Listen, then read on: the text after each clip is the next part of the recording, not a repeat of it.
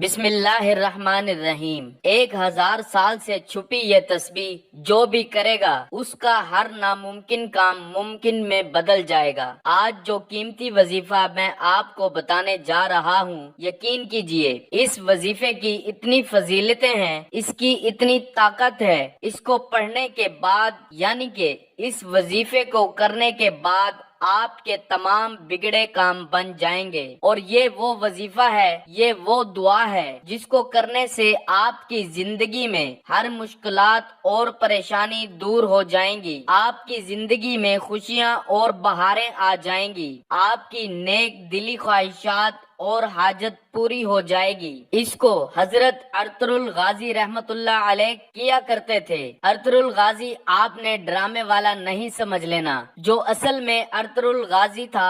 اکثر ایسا ہوتا ہے جو پہلے زمانے گزرے ہوتے ہیں، جو پہلے جنگیں ہوئی ہوتی ہیں یا پہلے کوئی بڑی شخصیات گزری ہوتی ہیں، ان کے اوپر ڈرامے اور فلمیں لکھی جاتی ہیں۔ اسی طرح ارطغرل غازی ہیں۔ ارطغرل غازی وہ شخصیت تھے جنہوں نے کسی بھی جنگ میں شکست نہیں کھائی، ہمیشہ کامیابی ہی ملی۔ وہ یہ وظیفہ کیا کرتے تھے جو آج میں آپ کو بتانے جا رہا ہوں۔ اب سوال یہ ہے کہ مجھے کیسے پتا چلا کہ حضرت ارطغرل غازی رحمت اللہ علیہ یہ وظیفہ کیا کرتے تھے، وہ یہ تسبیح پڑھا کرتے تھے۔ یہ بہت طاقتور تسبیح ہے، جس نے بھی یہ کیا وہ کبھی مایوس نہیں ہوا۔ یہ وظیفہ مجھے پتا چلا خصوصاً حکم کتاب سے، اور ابن العربی نے لکھی ہے، اور اب میں اس کی بہت زیادہ تفصیل میں نہیں جاؤں گا، کیونکہ اگر میں آپ کو تفصیل بتانے لگ جاؤں تو ویڈیو بہت لمبی ہو جائے گی۔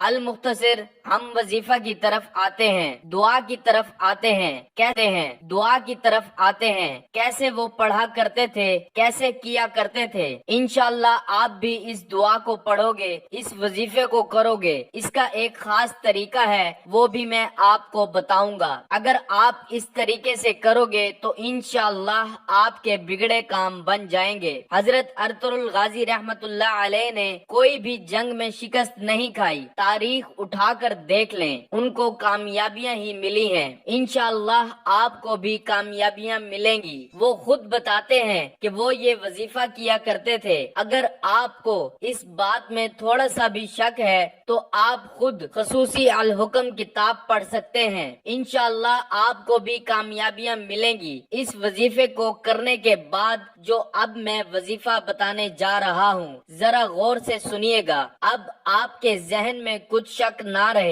تو میں چھوٹی چھوٹی چیزیں بھی آپ کو بتانا چاہوں گا کہ اس وظیفے کو ویسے تو آپ کسی بھی وقت کر سکتے ہو، لیکن اگر آپ کسی نماز کے بعد کر لو تو زیادہ بہتر ہوگا، کیونکہ یہ خاص وظیفہ ہے، یہ خاص دعا ہے۔ کیونکہ جب آپ نماز کے بعد کرو گے تو اس وقت آپ کا وضو بھی ہوگا، آپ نے ذکر و اذکار بھی کیا ہوگا۔ جب آپ ذکر و اذکار کر کے اللہ پاک کو یاد کر کے، اللہ پاک کی عبادت کر کے، اللہ پاک سے کچھ مانگتے ہیں اور کچھ خاص عمل کرتے ہیں، کچھ خاص وظائف کرتے ہیں تو ان کا زیادہ فائدہ ہوتا ہے، زیادہ اثر ہوتا ہے۔ اگر آپ کسی نماز کے بعد کر لیں تو بہت بہتر ہوگا۔ ویسے آپ کسی بھی وقت کر سکتے ہیں، جب بھی آپ کو وقت ملے، کوئی پابندی والی بات نہیں ہے۔ اس دعا کو، اس وظیفے کو کوئی بھی کر سکتا ہے، مرد بھی کر سکتا ہے اور عورت بھی کر سکتی ہے۔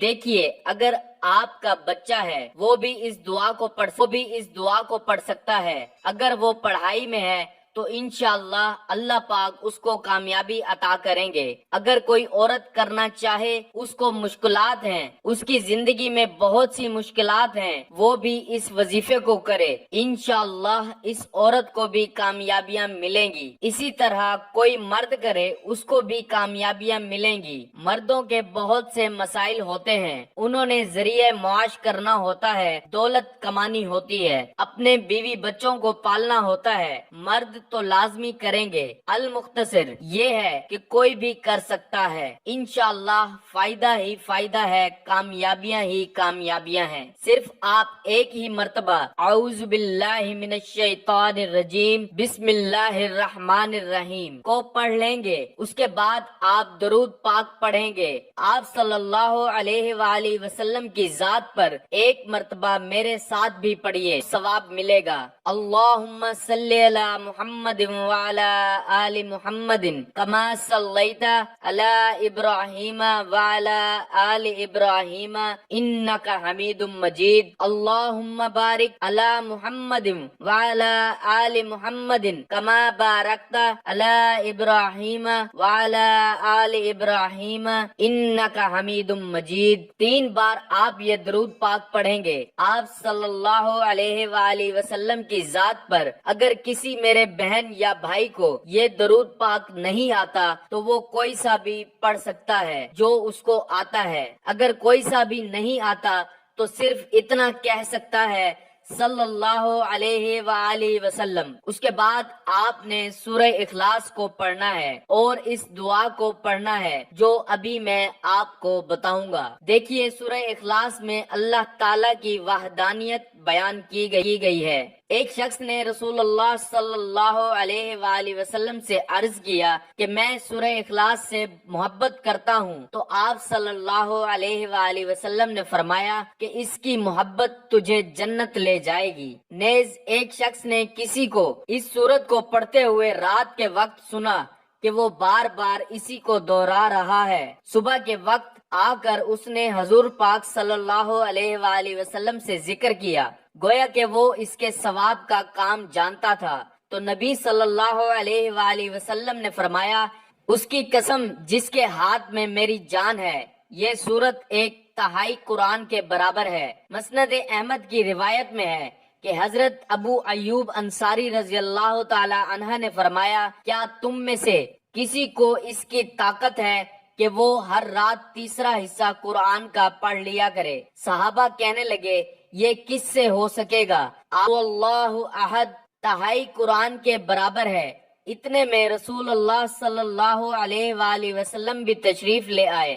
آپ صلی اللہ علیہ وآلہ وسلم نے سن کر فرمایا، ابو ایوب سچ کہتے ہیں۔ رسول مقبول صلی اللہ علیہ وآلہ وسلم نے صحابہ سے فرمایا، جمع ہو جاؤ، میں تمہیں آج ایک تہائی قرآن سناؤں گا۔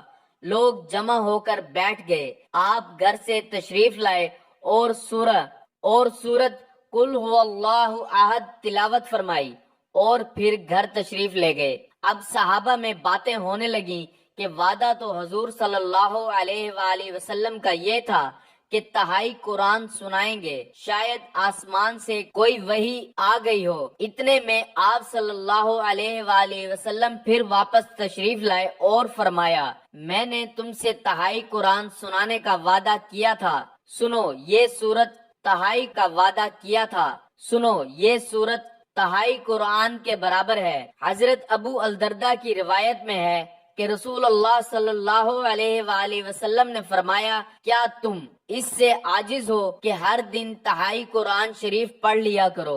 لوگوں نے کہا، حضور صلی اللہ علیہ وآلہ وسلم، ہم اس سے بہت عاجز اور بہت ضعیف ہیں۔ آپ صلی اللہ علیہ وآلہ وسلم نے فرمایا، سنو، اللہ تعالیٰ نے قرآن کے 3 حصے کیے ہیں، قل هو اللہ احد تیسرا حصہ ہے۔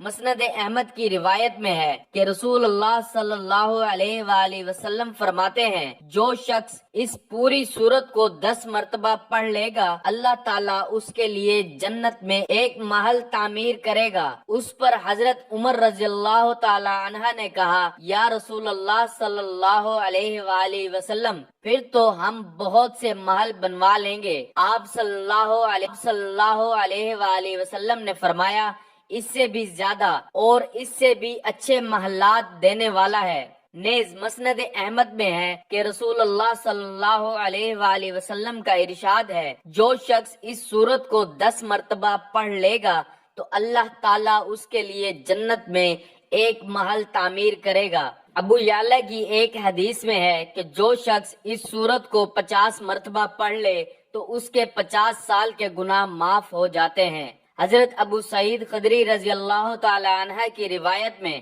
سورہ اخلاص کو آدھے یا ایک تہائی قرآن کے برابر قرار دیا گیا ہے۔ مسند احمد میں ہے، سیدنا عبداللہ بن حبیب رضی اللہ تعالی عنہ فرماتے ہیں کہ ہم پیاسے تھے، رات اندھیری تھی، نبی صلی اللہ علیہ وآلہ وسلم کا انتظار تھا کہ آپ تشریف لائیں اور نماز پڑھائیں۔ آپ آئے اور میرا ہاتھ پکڑ کر کہنے لگے، پڑھ پڑھ۔ میں نے کہا کیا پڑھوں؟ آپ نے فرمایا، ہر صبح شام 3 مرتبہ سورت قل هو اللہ احد، قل اعوذ برب الفلق اور قل اعوذ برب الناس پڑھ لیا کہ یہ کافی ہو جائے گا۔ اس میں اللہ تعالیٰ کا تعارف ہے، اللہ تعالیٰ ہے کون۔ اس سورت کی بہت سی فضیلتیں ہیں۔